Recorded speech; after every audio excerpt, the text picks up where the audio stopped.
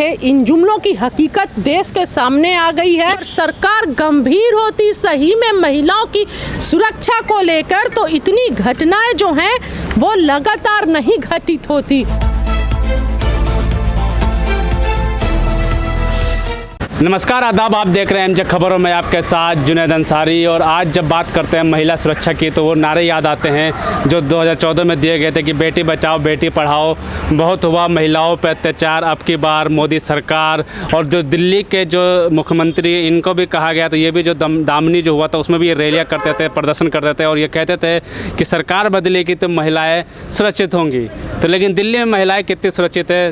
एक महिला हमारे साथ हैं जिसके नाम क्या मैम आपका? ज़ेबा खान। ज़ेबा खान है। ज़ेबा खान से सोशल समाज सेवी हैं। देखिए, बेटी बचाओ बेटी पढ़ाओ और बहुत हुआ महिलाओं पर अत्याचार, अब की बार मोदी सरकार, पूरा देश देख रहा है। ये सारी जो जुमले थे, इन जुमलों की हकीकत देश के सामने आ गई है।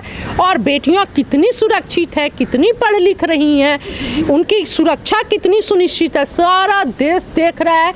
कुछ दिनों पहले मनीषा वाल्मीकि के साथ हाथरस में जो घटना हुई थी, पूरा दुनिया देख रहा था कि किस तरह मीडिया को रोका जा रहा था मनीषा वाल्मीकि के घर जाने में, किस तरह उसके शव को अंतिम संस्कार कर दिया जाता है, किस तरह राबिया के साथ घटना हुई है, किस तरह उसे चाकुओं से गोदा गया, किस तरह उसके साथ रेप हुई, किस तरह दिल्ली कैंट में कुछ दिनों पहले 9 साल की बच्ची के साथ रेप किया जाता है और उसके शव को तुरंत अंतिम संस्कार कर दिया जाता है। पूरा देश हकीकत देख रहा है और ऐसी कितनी मिसालें हैं।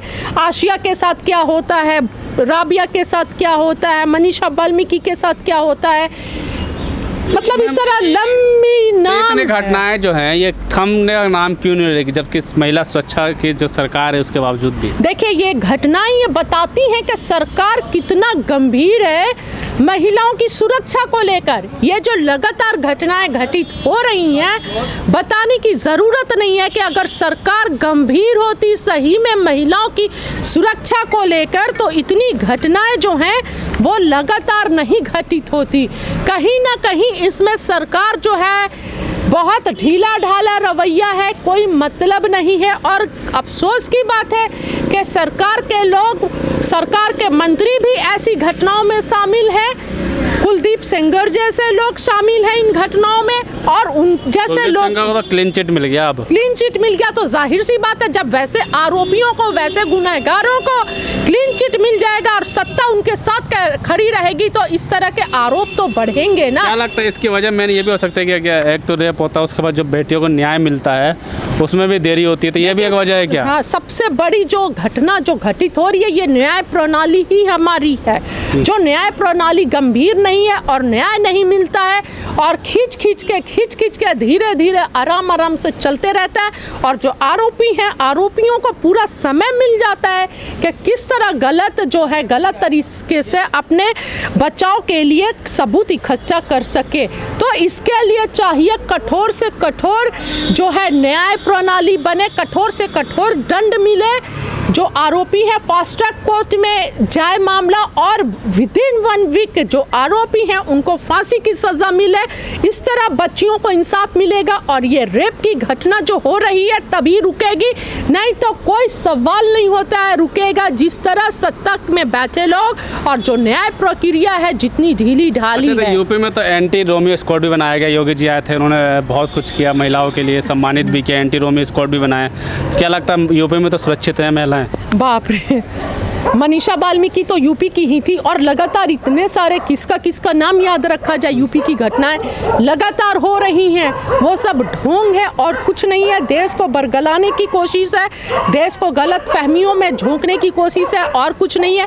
और सबसे ख़राब तो बात यह है कि हमारे देश की नेशनल मीडिया जिसे बहुत ज़ोरदार तरीके से नेशनल मीडिया पर यह सारे इश्यूज़ को उठाने चाहिए, महिला की सुरक्षा को उठाने चाहिए, लेकिन वो शांति से बैठी हुई है।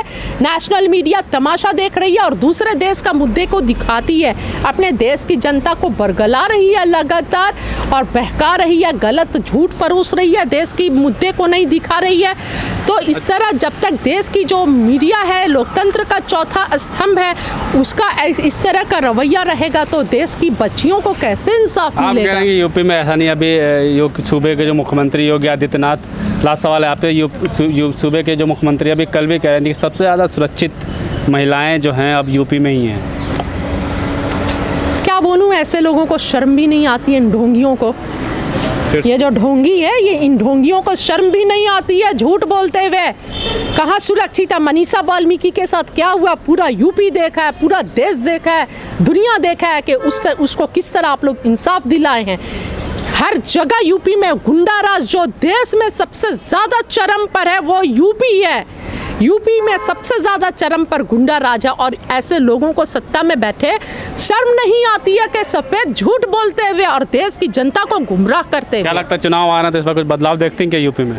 देखिए, किसानों ने तो मोर्चा संभाल लिया है क्योंकि विपक्ष से तो उम्मीद नहीं है। अगर विपक्ष से उम्मीद होती तो देश में ये हालात नहीं होते, महिला सुरक्षा का ये हालात नहीं होता, किसान सड़कों पर नहीं बैठा होता। नौजवान और किसानों को सामने सामने ला दिया गया है। सरकार जो एक जय जवान जय किसान का नारा लगता था, आज सत्ता में ये बैठे लोग पहली बार ये किसान और जवान को सामने सामने ला दिए हैं। जवानों से किसानों को लाठियाँ बरसवाई जा रही हैं, लाठियों से पिटवाया जा रहा है। बिल्कुल साफ तौर पे जो है महिला थी जेवा खान, इनसे बात की हमने और साफ तौर पे जानने की कोशिश की कि क्या है, कितनी सुरक्षित हैं महिलाएं, चाहे वो उत्तर प्रदेश की बात हो, चाहे वो दिल्ली की बात हो, चाहे वो पूरे भारत में। क्योंकि अभी हम जहाँ मौजूद हैं, ये दिल्ली में मौजूद हैं, लगातार जो यहाँ पे रेप की घटनाएं आपने सुन भी रहे होंगे, खबरों में आ रही हैं। महिलाएँ कितनी सुरक्षित है क्योंकि सरकार, दोनों सरकार है, चाहे वो उत्तर प्रदेश की सरकार हो, चाहे केंद्र में बैठी सरकार हो, चाहे जो दिल्ली में बैठे मुख्यमंत्री की जो आम आदमी पार्टी की सरकार हो, सारी सरकारें जो है महिला सुरक्षा की बातें करती हैं, महिला सुरक्षा के लिए जोरदार आवाज़ दी, अपने कैंपेनिंग जो थी उसमें महिला सुरक्षा की बात की। लेकिन आज जो है धरातल पे क्या है, कितनी सच्चाई जानने की कोशिश